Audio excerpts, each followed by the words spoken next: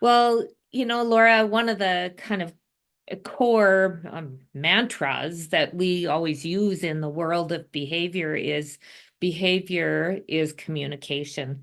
Can you talk Hmm. a little bit about that, what that means? Yeah, and some of your, I mean, obviously you've had a lot of experience that have kind of built up your guiding philosophies. Yeah. We'd love to hear when you think of supporting a student with challenging behaviors, what have been some of your key insights that you've been able to garner over the years?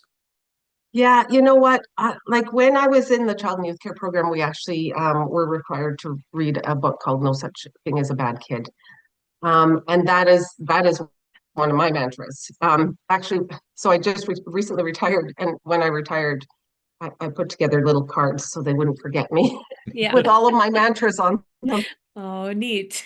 And one of them is no such thing as a bad kid. And that was like one of my goals for Horizon is to help explain that behavior is not about defying you or they don't like you or right. It's all about exactly what you said, communication.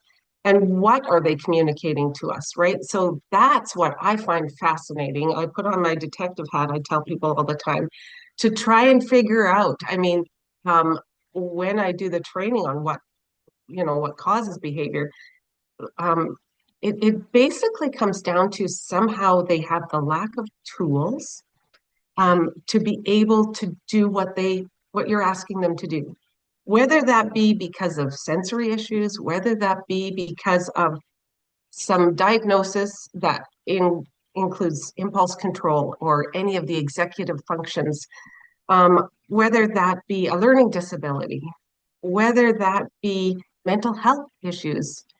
Um, Trauma is huge Hmm. in how kids are unable to do what we're asking them to do. That fight, flight, or freeze piece has been a really big um, learning experience for a lot of the people that I have had the pleasure to work with.